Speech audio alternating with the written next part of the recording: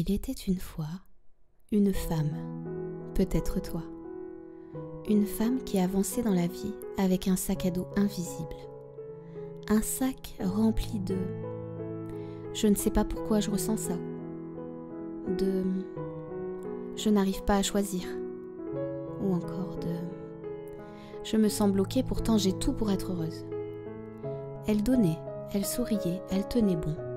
Mais parfois, quand la nuit tombait, une petite voix se faisait entendre. Et si tu passais à côté de toi-même? Ce n'était pas un cri de douleur, c'est un appel de ton cœur. Une invitation à regarder à l'intérieur. Non pas pour se réparer, mais pour se reconnecter. Connecter quoi? Ses énergies, ses zones d'ombre, ses dons, ses épreuves. Parce que la vérité, c'est que tu n'as jamais été cassé. Tu es juste désaligné. Et si je te disais qu'il existe une carte, un langage oublié, un plan de construction énergétique gravé en toi depuis ta naissance? Et si je te disais que cette carte, c'est ta matrice d'énergie? La matrice d'énergie, ce n'est pas de la magie, c'est ton mode d'emploi.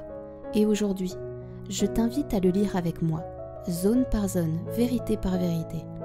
Parce que connaître ta matrice, c'est ne plus jamais te trahir. Et si on commençait ce voyage sacré par la première porte de ta matrice, celle qui parle de toi, de ton regard sur le monde, de l'énergie qui te définit avant même que tu ne parles, je t'emmène dans la zone du portrait. Elle représente la façon dont notre entourage nous voit. Elle capture les différents visages que nous montrons à chaque étape de notre vie. Souvent, son rôle que nous jouons devant les autres peut masquer notre véritable essence. C'est pourquoi nous enchaînons sur la zone de caractère. C'est le reflet fidèle de ton essence profonde. Ça répond aux interrogations existentielles telles que « Qui suis-je réellement, dans le fond? Quelle est ma véritable essence? Quels liens m'unissent aux autres ?» Ensuite, tout en haut, nous voyons la zone des talents. Ces trois énergies qui représentent nos talents. C'est ce que nous avons réussi à manifester en positif dans nos incarnations précédentes. Tout est donné en positif. Ce sont nos atouts, notre potentiel, ce qui nous permet de réussir dans les domaines de la vie. Ensuite, il y a la zone des finances et de la réalisation pro. Ces trois énergies se trouvent dans le secteur des finances. Elles nous expliquent quel potentiel nous possédons pour réussir notre vie professionnelle et améliorer notre domaine financier. L'objectif, c'est de nous montrer que ces énergies que nous avons dans ce domaine pro et comment nous pouvons améliorer ce secteur en les manifestant en positif pour débloquer justement l'argent dans notre vie. Ensuite, en dessous, nous avons la zone des relations privées. Ces trois énergies se trouvent dans ce secteur et nous expliquent quel est notre partenaire potentiel, comment nous pouvons améliorer notre vie privée en manifestant ces trois énergies en positif. Et quelles difficultés nous pouvons rencontrer dans les relations avec notre partenaire. Ensuite, il y a la zone d'inspiration. C'est ce secteur qui peut nous inciter à réaliser des exploits ou à entreprendre des créations. Il y a trois nombres, trois énergies dans cette zone, et c'est à ce moment-là où nous nous sentons inspirés. En quoi nous sommes doués. Si nous manifestons de manière négative, nous sommes déçus ou susceptibles de souffrir. Ensuite, tout en bas, il y a la zone du karma. J'avoue, c'est mon domaine de prédilection, j'aime tellement. Le secteur du karma de l'incarnation de vie passée, c'est qui étiez-vous dans le passé? Quelles erreurs avez-vous commises? Et comment travailler notre karma dans cette incarnation? Il y a trois énergies qui sont généralement négatives dès la naissance. Et depuis notre enfance, nous essayons de la basculer en positif. L'objectif, c'est de nous aider à comprendre pourquoi nous attirons des situations dans notre vie qui est liée justement à ça. Ensuite, nous avons la zone de socialisation. Ce domaine révèle la manière dont nous interagissons avec le monde extérieur.